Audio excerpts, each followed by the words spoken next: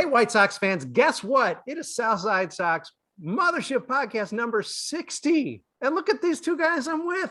It's the Allans. They allowed me to storm the Sharing Sox podcast and turn it into, just absorb it and turn it into a Southside Sox podcast. That's very generous. It's been since podcast number 23 back in February since we did this mashup between Southside Sox and Sharing Sox. And we are here to Which is 5 S's. Yeah, no kidding. It's the S podcast here with the Allans.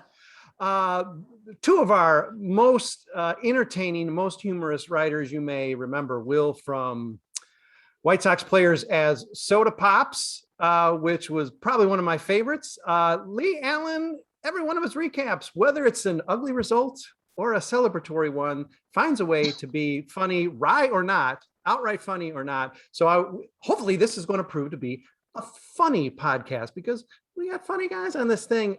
Although we're celebrating something very serious, extremely serious, a game out in the corn. But what a terrific finish. The three of us represent, well, clearly one very specific demographic, but in terms of age, three relatively different generations of fans. So first of all, let's just go around. Let's talk about what the impression of the game, the spectacle, the idea of it in the first place, but just the spectacle as we saw it last night. Well, I'll take old man's rights here to shove my son out of it for I think it's only fitting that you go first because you were around during the original game. I was. In fact, I was there. I knew some of the Black Sox, and they really were pretty decent guys.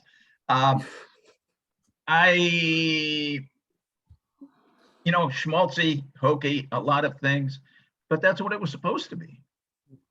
You're talking about an almost 40-year-old movie of something that happened 60 years before that was all about nostalgia. And this was nostalgic as hell, but they pulled it off.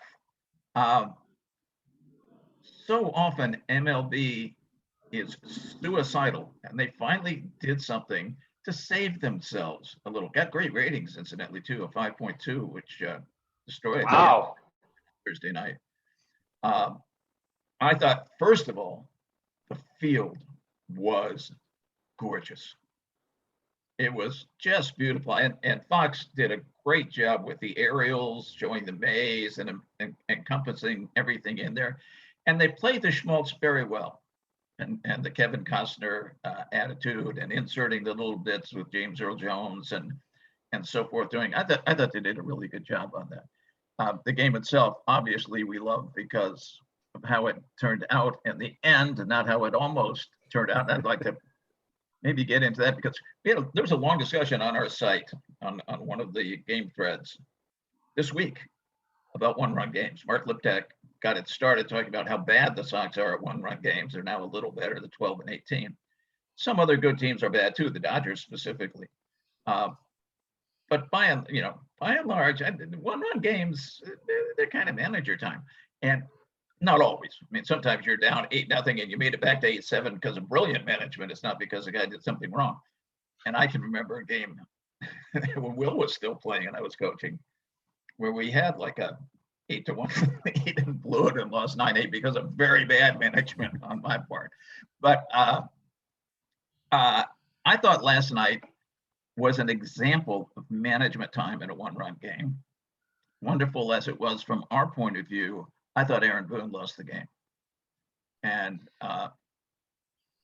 Zach Britton has in the past been a very fine reliever. That was in the past. He's had a horrible year. He's walked almost a man an inning, put walks and hit by pitchers together, and it's right there. His ERA was over 6. I mean, he's just been terrible. I looked it up. They'd done a bullpen game the day before, so he didn't have, for example, Chad Green, who with what I mean, his actual closer is gone. Chapman is hurt. Chad Green seemed like the logical, but he pitched 2 innings the day before. Okay, he still had other pitchers, and I just thought he totally blew it by doing what he did. Hey, I'm gonna say here, before we get too much into the details, I just thought they nailed it. I mean, it was It was as hokey as can be, and I ate up every second of it. The field was beautiful. I saw a tweet. Someone was interviewing the players through the week, and they were all like, "Yeah, it'll be fun. We'll go to Iowa." And then when they got there, they were just blown away. And I gotta say, I was blown away as well. It was so stunning to see. It felt magical. I realized they're not actually playing on the Field of Dreams, but to build that additional field right next to it was so incredible. And it could not, I mean, Major League Baseball at the end of that game last night must have just thought, holy crap, thank you, Tim Anderson. You just gave us the most exciting regular season game in ages. I knew he was going to walk it off. As soon as Hendriks gave that up, I was like, and they brought in a left-handed pitcher. My first thought was, I wasn't even worried. I was like, there's no way Tim Anderson keeps the ball in the ballpark in this scenario. It's too magical. It's too fun. I loved it. We needed I was a step behind you because Will's mom, my wife, was actually watching the game last night because of the Field of Dreams perspective and everything. And I thought, oh boy. And then they brought in Britton. I said, well, this guy's really crappy. But for some reason, we talked about mismanagement. Danny Mendick came in to pinch hit. Couldn't believe that. But when Britton, who walked Seby Zavala without really a challenge, I mean, he walked him on 4 really bad pitches. I turned to my wife and I said, we win this game, this inning. Because as soon as he'd done that, he's got nothing left to do but throw one right down the pipe so that he can get a strike somewhere. And that's it. I didn't know it'd be a walk-off, but I knew we were going to win. Yeah, he had a look in his eyes. Will, I'm glad to rewind a bit here. I'm glad you clarified, because I thought at first you were conceding to your father to go first because you didn't think he was going to make it through the podcast. So I'm glad it's just simply because he was actually back there knowing those guys. So that's a nicer way to put it. Yeah, I think he went to second grade with Shoeless Joe. He didn't wear shoes then either. It was pretty wild. The thing I liked about it was less, because obviously they're I think the cat's already out of the bag that they're doing a game. I think even David Ross had said the Cubs are involved next year, but I mean, it seems very clear. Manfred is already committed to a 2022 game, providing there's a season. Assuming this becomes something akin to a lot of comparisons yesterday of the Winter Classic that the NHL does. That moves around, but I could see different teams playing here. So at some point, the Field of Dreams thing is going to burn off. I would argue as soon as next year's game, it ought to burn off to a large degree. What I liked about it, and as a guy who went to school in Texas, who went to see tons of games at Arlington Stadium, I like just the small field, the intimacy, the idea that you could hear everything. It was a throwback to last year where there weren't fans, but there were fans here, but you could still hear everything so crisp. It was so intimate. It really was like they were playing, and essentially they were playing in a minor league stadium. And I know that's a goofy appeal, but it's different. It zags instead of zigs, and it was enormously attractive to me. In a minor league town, and we lived there for a long time in Dayton, which had the most successful minor league team financially in history. Sold every seat. I don't know, they may still be doing it, at least for the first decade or so. 9,000 seats, and it was just wonderful. I mean, any place where you went, you were almost shaking hands with the players, and you had that feeling last night too. Yeah, I personally think it won't fade away quite so quickly, just because the environment is so different. Now, I think it will fade away if next year's game isn't like this year's game. You know, the first year that there's a 12-1 Field of Dreams game or something is when it will start to lose its excitement. You know, this year was just special. Yeah. I mean, I assume with the NHL will, the first Winter Classic, there was a bunch of throwback to, they had a bunch of old footage, and they're just doing that less now. It becomes more routine. I don't think it necessarily feels magical. I just don't think you need to have Kevin Costner in the booth for, an inning and a half and so on, where they got to tap so much into it, because it's going to become its own thing. Let's talk about what Tim Anderson did. He had a look in his eye. He only had one pitch to have a look in his eye, but he had a look in his eye. Leigh, I saw it too. It was like, I'm going to do something. I'm going to really get my money's worth in 3 cuts. And it was going to be the first pitch, because that's what he does. Yep. Let's talk for a second. I mean, obviously, just the extraordinary nature of what that guy can do under pressure. But really, aside from Jose Abreu, who has a connection and really he's a leader of this team in part because of sort of the Latin leadership he has there, and he can be a mentor to all the players coming up through the system. Seniority for the White Sox, seniority, absolutely. But Tim Anderson is a guy, we heard a little bit of the motor mouth because he was mic'd up for the game too, who just is the heartbeat of this team. And he started slow this year, and people were early on saying, all right, well, this is the Tim Anderson we can expect, which by the way, wouldn't be bad, an average major league shortstop. But his performance has kicked up this year. And in the biggest moments, he seems to be a guy who he's always there. He's in the middle, whether it's motor mouthing or he's the guy hitting the home run. What this guy means to the team, I don't think we can really measure in WAR.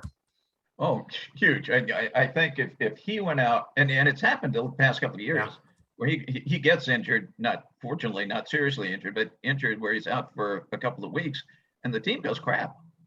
And that has happened before. I think it would happen again. Now they're so much better than the rest of the division. They're going to win the division if he's out for the rest of the year. That he and Abreu and Eloy, they could all be out the rest of the year. They're going to win the division. But it's like 2005 when Scotty Potts went out.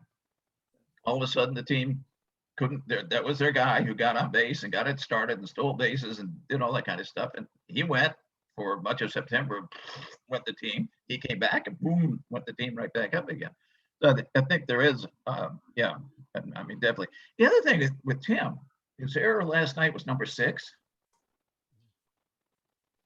And he's had exactly. 30 error years. His cut. Now, I did look it up, not very recently, but in the last couple of weeks, his range factor scores are down. And maybe that's a good thing. Maybe he's not trying so hard to go for that extra couple of feet on the end of racing somewhere, and is more, as we say, playing within himself, because he's just not making the errors this year, which is terrific. Yeah, that could be trust factor of Moncada too. Could be trust factor of knowing what he can do as well. Extraordinarily better defensive year. This is one thing we needed to see him step forward and do left in his game. It seems like he's done it, Will. Yeah, I mean, Tim Anderson he's not just the heartbeat of this team, but he might be the heartbeat of Major League Baseball at this point. To have a young, vibrant Black athlete from the South in the U.S. become the face of the most exciting moment of the regular season in Major League Baseball. It means so much more than just that game. To see a guy like Tim Anderson, going down the baseline, doing his thing, having all those teammates celebrate him, running up to the fans at the end. The guy is great. Anybody who has doubts about Tim Anderson is kind of a fool. And he is going to be good. He's going to continue to be good. And he might continue to get better because he loves this game so much. It spills into the souls of everyone else on that team. I actually think if he went out now, the team would still be fine because they would be winning for Tim. So it's so inspiring to see that happen. And last night on the biggest stage, I mean, if you're Zach Britton, you should not have thrown that first pitch anywhere near the strike zone. You can throw him a strike later, but there's a 100% chance he's swinging at that pitch. A 100% chance, and he's swinging for the fences. You're better off throwing it to the backstop and just letting Sebi run than you are throwing it anywhere near the plate. Yeah. And man, you knew it. You knew it was over before he even swung. You knew it was going to be the first pitch. Opposite field home runs too from all our guys last night. Feels great. There must be some strange air in Iowa because everything carried last night for both teams. They just carried forever. The park's not that small; it's the old Comiskey dimensions, but boy, everything went out of there that went up in the air, other than 2 or 3 pop-ups. And I also just got to say, I think all outfields should be replaced with corn. Home run balls landing in corn silently is so beautiful and so poetic in its own way. Instead of seeing a bunch of drunk guys fight over a ball, you just see it disappear. It's beautiful. But Will, there's stats too, because instead of 422 feet, it's 14 rows. Yeah. But think about the damaged corn, Will. I mean, we had the Ken Reslenthal extended story about how they bought plexiglass stands to like tie the broken corn stalks because there was a storm. I mean, you got to think of the farmers too. Tim Anderson, another thing is, it's a real tribute to confidence, the mental side of the game. Obviously, the guys work like hell physically to become a better defender, to become a better hitter. But this guy believes in himself. He's believed in himself for quite some time now. But the thing I like about him is I don't even know how much he gets in the other team's head, but I think he's an irritant. But then when he's asked to speak on himself, he really doesn't ever have anything to say. The post-game interviews with him, I mean, they're boring, but he stays cool. He doesn't betray who he is on the field, which is a very mouthy, confident, aggressive guy. When it comes to the focus being on him, it's like, yeah, home run, gonna have some spaghetti. We're going home now. I'm still not going to watch the movie. Still haven't seen the movie. And he's done. It's a really gentle mic drop when on the field and throughout the game in the dugout, he's a madman. And I think if I was on the other team, even if he's not coming after me, I'd be like, man, that guy, when's he going to shut up? I think he would get in my head a little bit. Oh, absolutely. I think the one really, really major weakness, I don't think we can just sit here and just praise Tim without some realism. The major weakness is that commercial he does with the lawyer, which, a statue would be better. Yeah, I think Will's an actor, professional trainer. He trains people. I think he could help Tim with that. I can get Tim. Tim, I know you're listening right now because you listen to all the podcasts on this site. And I just want to say, I got you, man. I'll give you the friends and family rate, but I will get those law commercials. Oh, you might win. I think they do awards even for acting in commercials. Tim, I'm going to get you one of those. I'm going to get you one. And no need, Tim, to brown bag the spaghetti. I think Will provide it. We'll provide enough spaghetti for you. We'll provide some pasta. 100%. I've been using the whole pandemic to work on my spaghetti sauce. So, Tim, it's time. It would not be a mashup between Sharing Sox and Southside Sox if all it was positive happiness and sunshine. We're going to take a break and come back and talk about some things about the Field of Dreams game and the White Sox team post break that maybe would draw a little concern despite the 600 game lead in the division. So we're going to take a quick break and be right back to chat about some of that stuff. Hey, White Sox fans, we're back with the mashup between Sharing Sox and Southside Sox. Technically, it is Southside Sox podcast number 60, starring Leigh Allan, the Duty Geezer, and Will Allen, the son. Guys, terrific game, very exciting. I don't think anybody could come away, even the most cynical folks, with the Field of Dreams attitude and whatnot, or cornfields, or why is this a home game for the White Sox, etc., could come away thinking, finish or not, even without that finish, thinking, hey, that was pretty cool. The finish obviously makes it stratospherically awesome. However, there were some things about that game that maybe weren't so great. And I guess let's talk about the most glaring one, and that is Liam Hendriks, who decided to just continue to chuck, sort of lost himself emotionally, it seems, in that game, had a bad outing. He's had them this year. There's a lot of calls now to say, oh, he shouldn't be our closer, as if somehow Craig Kimbrell didn't sort of do the same thing like a week earlier. Is there concern in this or about this bullpen, because it just keeps getting more ballyhooed, and these things do keep coming up? I think that closer situation is very much a concern. We've got now 13 more games against good teams. Last night, the Yankees initially handed it to us. We just didn't take it enough. Came up enough runs because, by putting in Andrew Haney, that's like saying we don't really care about this game. Yeah.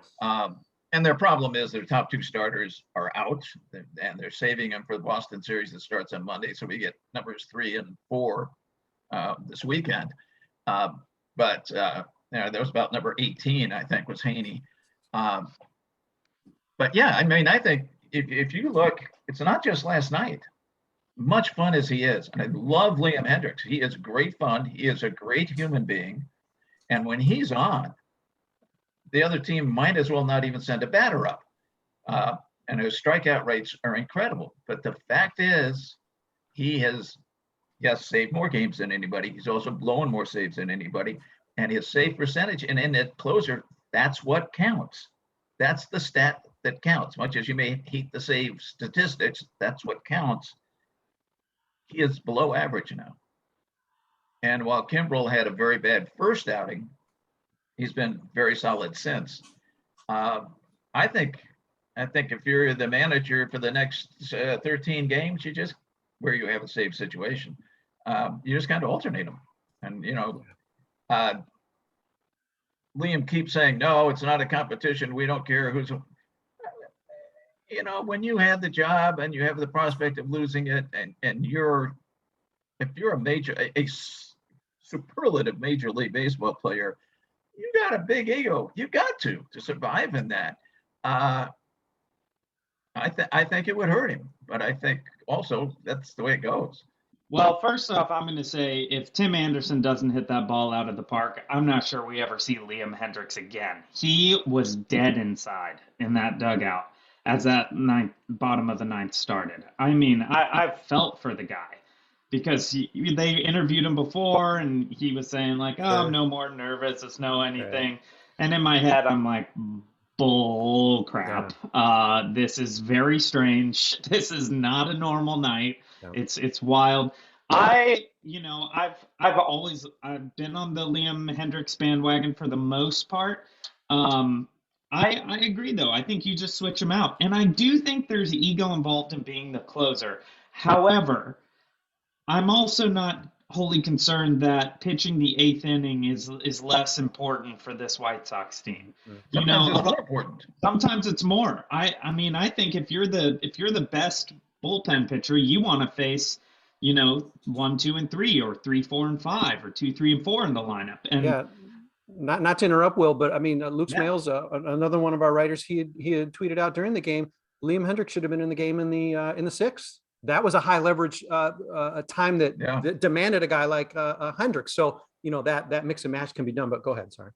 And that's always something we've dealt with is why is the closer who you consider in pretty much every case to be your best reliever, why is the closer always pitching the ninth if you could potentially be facing the 7, 8, and 9? Well, that's silly.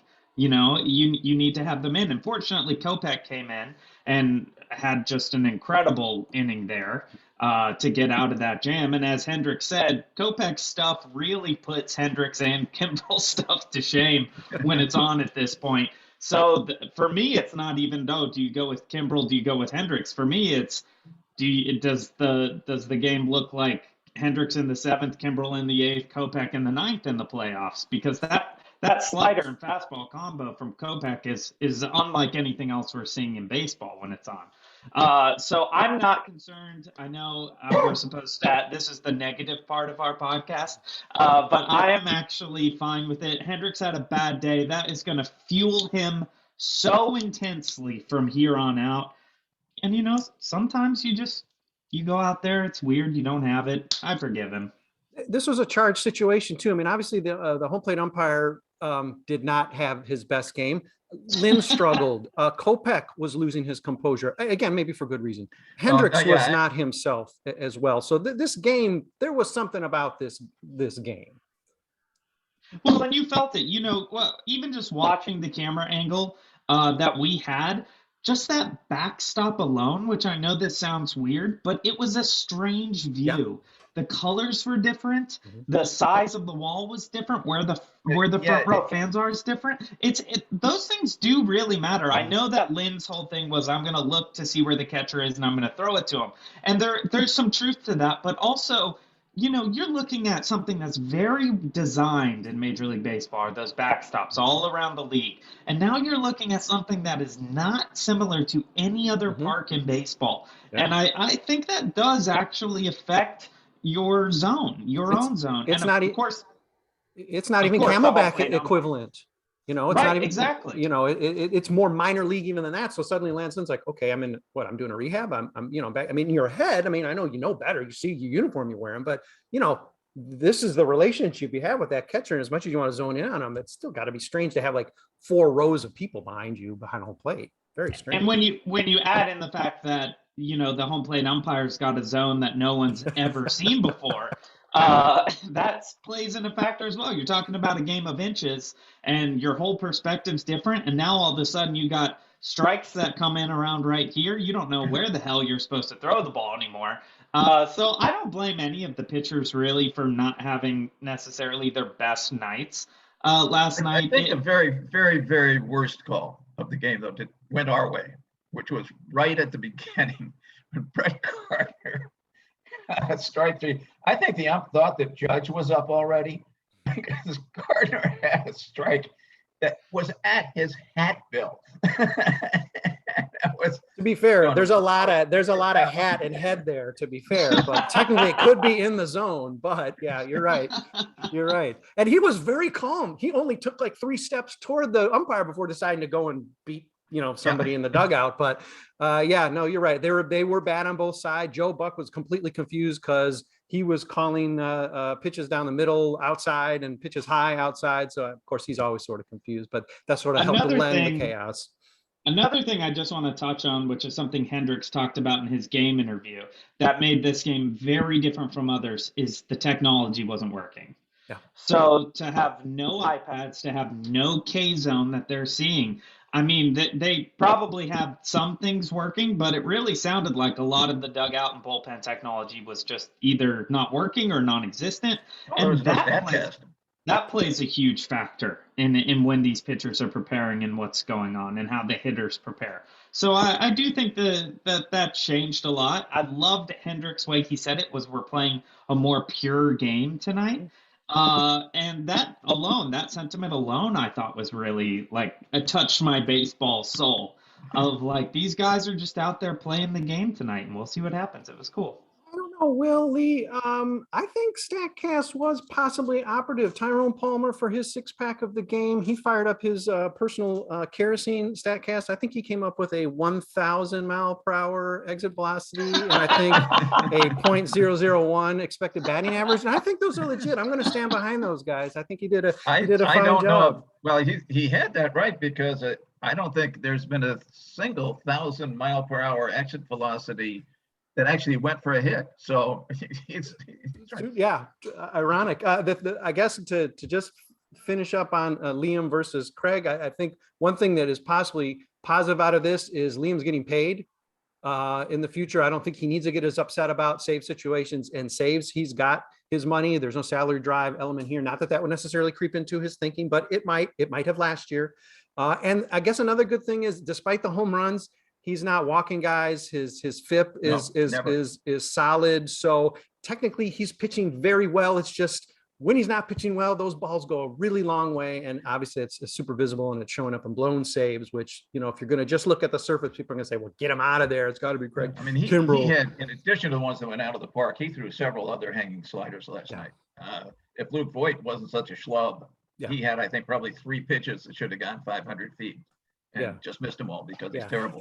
And if Grandal is catching, he might get out there and say, well, okay, come on. I mean, even 10 pitches in, you might say, let's zone this in. You could just see Liam, like every pitch was harder, higher. And, he walked the guy, or he gave up the home run. He walked like the second base before he came back to the mound. I mean, there was something going on that maybe a Sebi Zavala can't necessarily corral that maybe Yasmani would have been able to as a veteran. I mean, can anyone really corral Liam Hendriks when he's on his highest adrenaline? I mean, that's just, I can't even blame him for last night. If anybody is going to go down with the adrenaline rush of playing that game, it was going to be Liam Hendriks. I thought he was going to come out of his pants as he was throwing some of those pitches. He was just wailing it, it was not great. Sometimes you got to just let Liam go on walkabout. That's true. Sometimes you just got to let him go.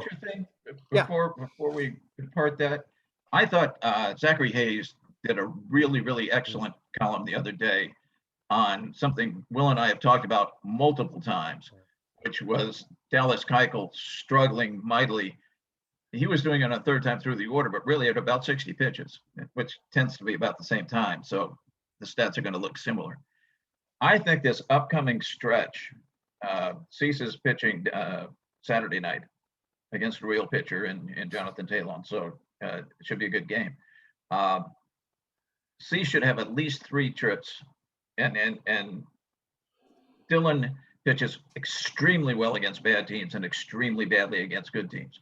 So he's got 3 games coming up against good teams to demonstrate whether he should be in the rotation in the playoffs. And at the same time, Dallas has at least 2, maybe 3 against good teams to demonstrate the same thing. And I think this is going to be a proving ground in the next 2 weeks for who is the number 4 starter come playoff time. Now, injuries and whatnot completely throw that around in September. And the other thing I think is what Tony, much as I hate to ever praise the Hall of Famer baseball person, I thought he did a good job when they had the day off of also doing a bullpen day. So everybody got a week off. And so that Carlos got 8 days off. Yeah. Didn't turn out to be enough. It was enough for the game, but just for the game. And have you heard anything? Either one of you heard anything? There was supposed to be an update yesterday. Nothing came. The Sox are horrible at communication. It might not be good news then if we're not hearing anything. But and have you heard anything about Engel today? Yeah, Well, I do know that Engel, in classic White Sox fashion, has strained something. I think it's his groin. He looked pretty ridiculous running the bases yesterday. I was like, since when did Adam Engel start running like he's got a piano on his back? That was wild. But I know whatever quick twitch muscles are not affected because his celebration leaping over the rail after the home run and jumping at home plate would indicate there is no lingering effect of a groin injury. So maybe it was precautionary. And by the end of the game, he's like, I'm good. If I can get back in, I'm good. Because he was not acting like someone who was being iced or needed crutches. So I guess that is good news. I guess on the starter note, and it may somewhat invalidate, I think you were alluding to it a little bit, Leigh, as you were talking about it, that this whole debate among the 4th and 5th starters of who would ascend into or stick in a playoff rotation and who wouldn't may be made invalid, as I guess we sort of wind up here. And let's talk a little bit about Carlos Rodón and your level of concern with him. He's been pushed very hard. I know you guys have covered that extensively, and in games that aren't no hitters, I'm not really sure why you were pushing a guy who has averaged 12 starts a season to the degree they have. I'm concerned that we may not see Rodón the rest of the way. We've mentioned that many times. The Sox now have 30 because Lance went over 100 last night. 38 games with starting pitchers going over 100 pitches. Nobody else is over 31. The league average is less than half that. It's around 16. Really, really question that pitcher use. And 8 of those 38 are Carlos. Why? Other than the no-hitter, sure. Why are you pushing that man over 100 pitches one time after another when he's pitched like 4 innings in the last 2 years? And some of that to Dylan too. He's not been pushed as hard this year, but he hasn't pitched very much in the last 2 years either. And the concern, Leigh, is he's not a Keuchel pitcher. He's not managing the game. He's leaving the game with max effort. I mean, he's a max effort pitcher. He's a modern pitcher. He's throwing 100. He's throwing 99 his last pitch because he knows, hey, this is my last batter. This is my last guy. So it's not like he's easing up. He's like, okay, I can go 110 because I'm learning in the 7th inning. I'm going to, I'm doing more breaking stuff, or I'm going to put less stress on my arm. I don't think he's doing that. So you can't even count on that. Like, well, Keuchel, we can let him pitch 300. He can throw 300 pitches because he's never max effort. Rodón is max effort every pitch. I think seeing Rodón hit the IL right now with that soreness is really exactly what we need him to be doing. We need him to be resting. He does not. Our division is so terrible that we actually probably don't need Rodón to start again this season. So I would love to see him do at least one stint on the 10-day and maybe work in 1 or 2 more starts leading into the playoffs. But anything, Yeah. So, Will, you're confident that this is like Michael Kopech being out for a month with a hamstring injury, that this is really more pit stop intended, scheduled rest, and my alarm that we don't see him again this year is unqualified. Leigh, where do you fall in that? Are you a little bit more panicked or a little more optimistic? I fall in between. I hope that your alarm is wrong. I have no knowledge whatsoever. I hope it's wrong because I think he is critical to the playoffs. I will say I don't think this was planned. I do think that shoulder soreness is probably very real. Oh, Steve Stone saw it. Yeah. Several starts ago. But I think this is a great opportunity to intentionally rest him at this point, and you got to put him on the list to be able to bring someone up to replace him. So I'm not as worried about it, but if we see him back on the mound next week, I will be concerned. So Leigh, not to say that this thrilling victory and the romance of the game, it was just a fun game to watch, didn't make for a very pleasant evening for you and probably a very restful sleep. But I'm going to guess that all of those shots of Miguel Cairo in the dugout just sort of made you happy like Christmas Day. It did. And I wish, what I really wish is that Miguel hadn't made a mistake, or I hadn't thought that he'd made a mistake, which I thought when Sevy got that walk, I could not understand why Billy Hamilton wasn't on first base. I did not understand that at all. Now, maybe he was holding reserve. We'll use him later, to go to him. I still think that was the point where you put him in. You don't know Tim's going to hit a homer. You have a good chance Tim's going to hit a double. And yeah, we'll do. But the rest of us didn't know that. And even in the Mendick pitch hit, sure. You've got the fastest guy in the baseball planet available to you. He was not in the game yet. Why he wasn't on first base? But otherwise, yeah, I was really glad to see me, because he's undefeated as a manager now, and probably deserves to get more crack at it. Well, you'll be disappointed to know that known baseball scholar John Smoltz ascribes that win to Tony La Russa. He thinks that managers who are not in the park because of their manager get the credit for we could spend a long time on national broadcasts and the kissing of the posterior Hall of Famer baseball person. It is unbelievable. I tried to listen to that YouTube game, which was a disaster broadcast on Wednesday, and all they talked about was Tony La Russa and how wonderful it is. They mentioned one player other than when he came up to bat or something, and that was Tim, which makes sense, except the only thing they talked about with Tim was the bat flip, and how they managed to get across generations because of this wonderfulness of Tony La Russa. The national, that's all they know how to talk about. They'll talk about, wow, second winningest ever. They won't ever mention second losingest ever, or the fact that of the top 10 most winning managers, he is 7th in winning percentage. He just has longevity. I'll forgive Joe Buck. He's a Cardinals guy, grew up Cardinals. Okay, fine. I'll forgive that to a degree. But when he's like goading Liam Hendriks during precious moments of an in-game interview about like, well, don't you think this proves that Tony La Russa did? Everybody was worried about nothing.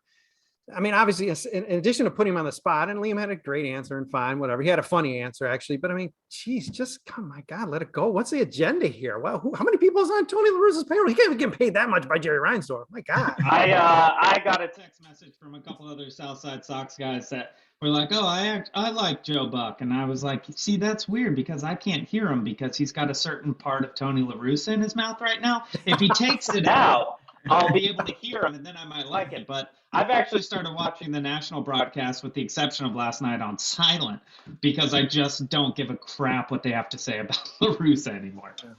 Yeah, see, that's the acting coach there. You can tell when somebody's actually got something in their mouth and you can't hear, like, why can't I hear him? It's like, yes, it's because this guy has an actual obstruction. All right, Zoom is going to start to get cranky at me with our discount podcast services. So we will wind this thing up. But again, a successful mashup.